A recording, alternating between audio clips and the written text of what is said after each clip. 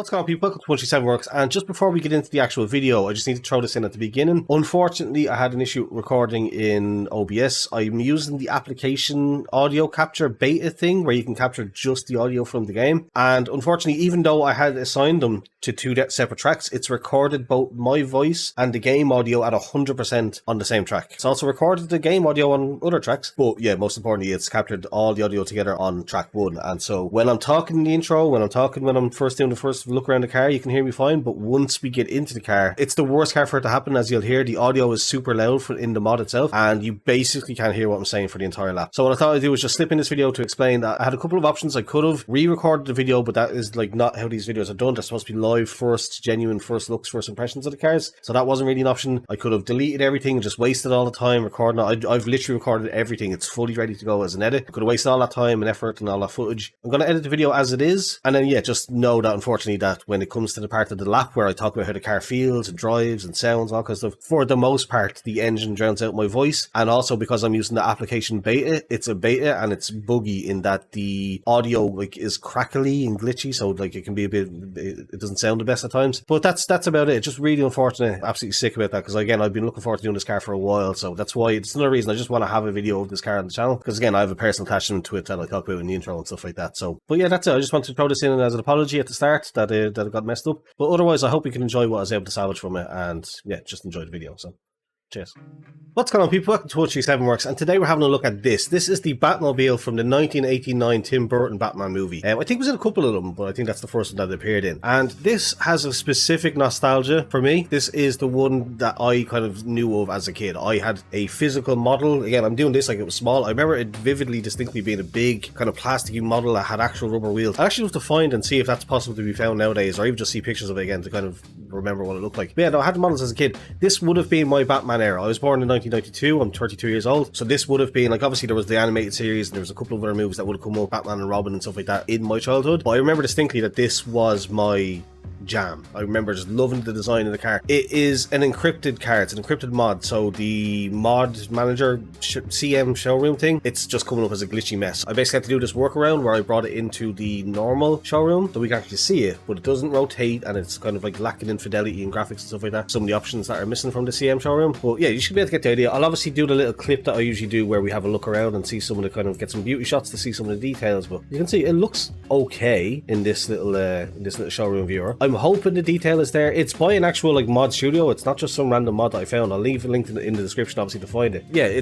I'm hopeful. Like, I would love if it has a fully done interior. That would be a big thing. I don't know what engine it was supposed to have. I'd assume a V8. If I remember, the real car is based on like a Corvette or a Challenger or something like that, so I'm assuming a V8, but it also has the jet engines, so there's jet turbine on the back and the big kind of like fighter jet style ejections out the back. So I don't really know what to expect as far as the engine sound goes, but according to the stats, according to Content Manager, it has 888 horsepower, 888 foot-pounds of torque, and it weighs 800 kilos. Very fast, very torquey, honestly relatively light, so it should actually be quite fast to drive. How well will it handle though? That's the thing. That's what we're here to find out, I suppose. If you don't know what we do here, basically we take cars, usually just something either random, something that catches my interest, or something that's like newly released or whatever that. In this case, something random as hell and just completely just different and odd. You know, not trying to show off my skill or talent as a driver. It's just literally, we get in the car, we have a look around, we see how it drives, and it's just, is it good or not, basically? Is it enjoyable or not? It doesn't even necessarily need to be good. It doesn't need to be an accurate mod. It doesn't need to have all the most accurate stats and data and all that kind of stuff. Ideally it would, but you know, it's mostly just seen as a fun. And we do it in VR. So the first thing that we're going to do now is, at the end of this little intro here, there's going to be a little music montage, as I said, where we show off some kind of nice angles and some of the detail that you can see in the car. And then we're going to have a look around in VR, because again, the idea of sitting in this cockpit, this Batmobile cockpit from my childhood, like that's the nostalgia is going to be crazy.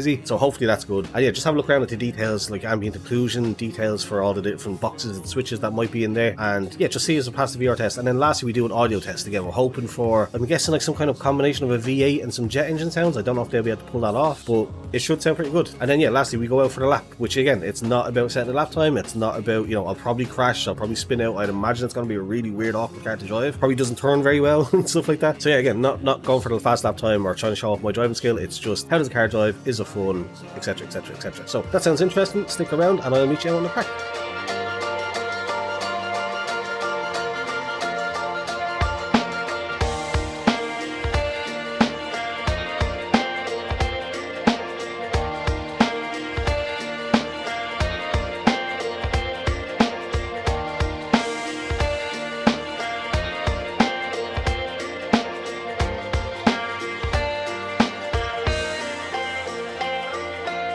Okay, so here we are in the cockpit, and I have to say, I'm not sure what to say. It's a mixed bag. Like, there's some weird low quality textures down below us, no detail in the middle there, like nowhere for us to put our feet. Like, it's not great, but it's also weirdly not terrible. Like, I like the little schematic here. It does have a lot of little buttons and all. It's just like the 3D detail, I guess, is actually decent, but like decent, not great. The textures and stuff like that, yeah, not nothing to write home about. I'm looking at that. I think that's supposed to be a rear view mirror. I can't say for sure though, so I don't know what it's looking at. But I will say, looking out over the big long bonnet, having this curved kind of cockpit, obviously like the Batmobile is, that's pretty nuts. I wonder actually, is there an option? Oh, it does! That's cool. See, I like that. They've got a key binding that opens the cockpit and lets you look out. It's extra button C, apparently. That's pretty cool. Again, the quality isn't the best, but the vibes of sitting in this cockpit is pretty hard to beat. Like, that's pretty sick. The engine sound then, so for the sound test, you can probably hear it ticking away there. It's got this like sound. I don't know if that's meant to be like a big powerful V8 grumbling away, but it sounds weird. I don't hear a jet engine, but let's just see what happens when we press the accelerator. There's a V8, so it does have the big crazy V8 sound like I expected. It actually does have a mental jet. I don't know if that's like just a turbo. Oh, it cuts off very randomly. I don't know if that's like a turbo sound, but it has the jet engine sound.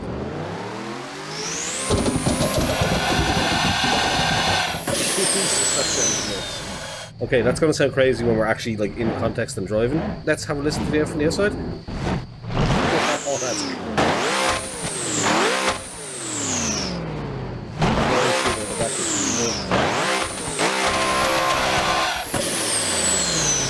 Hell yeah. I don't... It's matte. And at least my model of the car as a kid wasn't matte.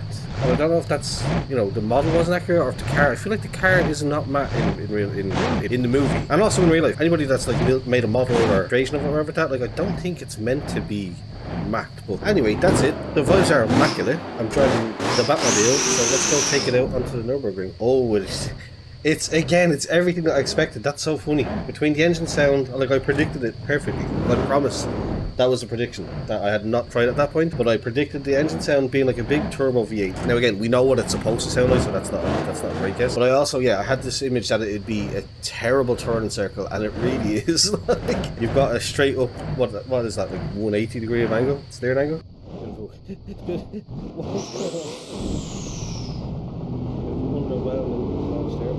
Yeah, it's gonna be interesting how it takes the car sound such a low steering angle. Yeah, it should be crazy. Turn it down on my headset there. Okay,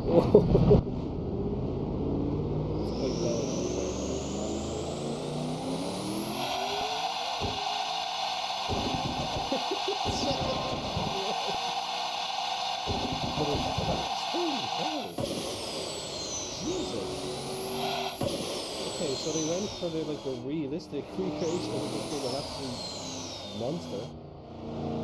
Crazy. Actually doesn't handle terribly. Which again, now the visibility is awful. I just noticed I was having to look around. Oh my god, sorry, I can't finish the sentence. This is an interesting thing for a sentence. That sound is crazy. Oh, okay,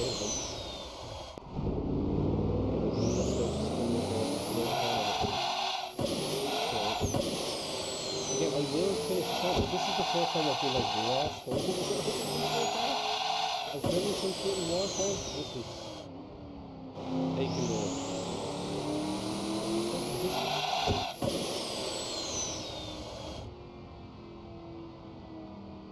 Oh my goodness. The steering hasn't been as much of a problem as I expected, to be honest.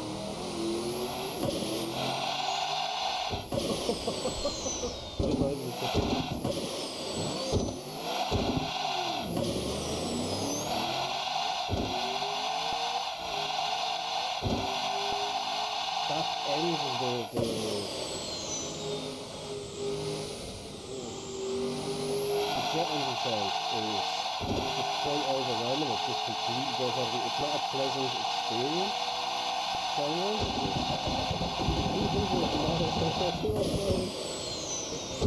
Now I has great downforce. I don't really feel like it's going to kick out anything. Again, I've spun a couple of times going, oh god, brake better, brake better.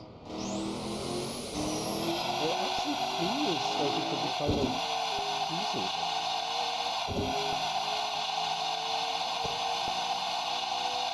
It's like a Red Bull kind of down or something like that, some kind of mad fictionalized high downforce, super heavy power, or super high power rather. It doesn't weigh a lot, so it's just like, it's really...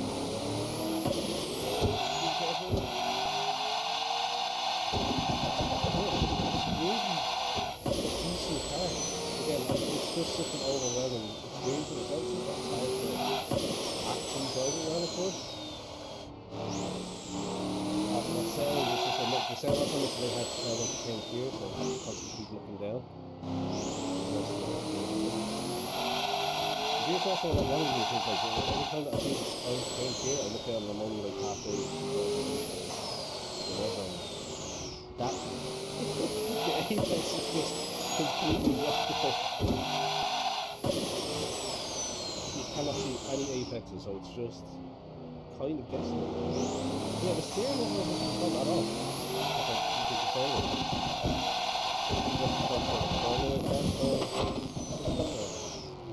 Oh, keep on the gas.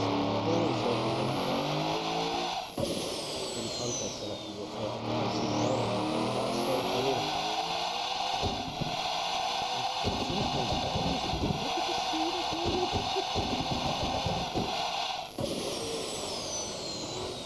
the brakes aren't bad at all. They're not great, but they're not bad.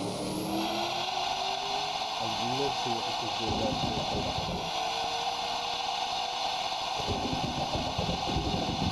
Yeah, the downforce.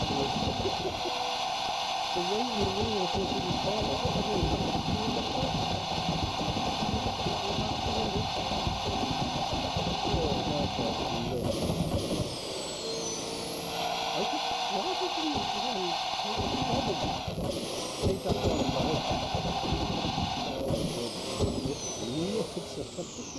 It's just a shame that the interior is probably getting down, because this would be a great car to test out.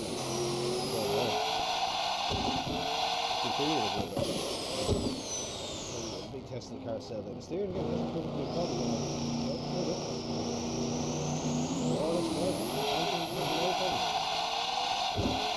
A little slippy on the exit, just to bring stuff to go and put the power on, haven't you?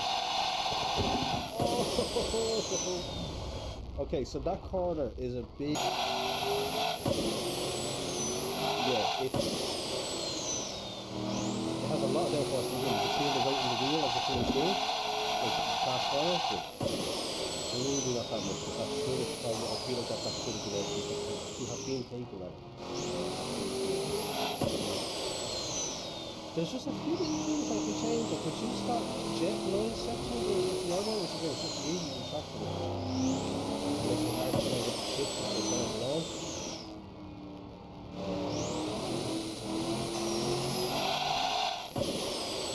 But otherwise, generally speaking, it's really good. Again, I'm trying to move it down now. Well, I'd love to, I can't see what happens when we get out of the whole thing.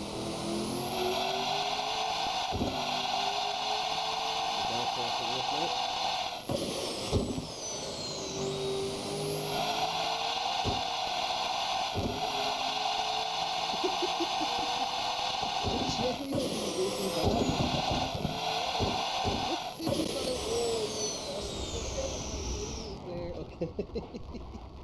An exterior, like an exterior on the outside, it's the 9,000 Tim Burton Batmobile. It's crazy. Like the handle's like a mad, some kind of Formula car. Yeah. Again, I don't know if that's necessarily recommend it. If you're into these things, if you're into these weird wacky cars, then yeah, definitely. If you're looking for like a weird, modern version of the car, not necessarily.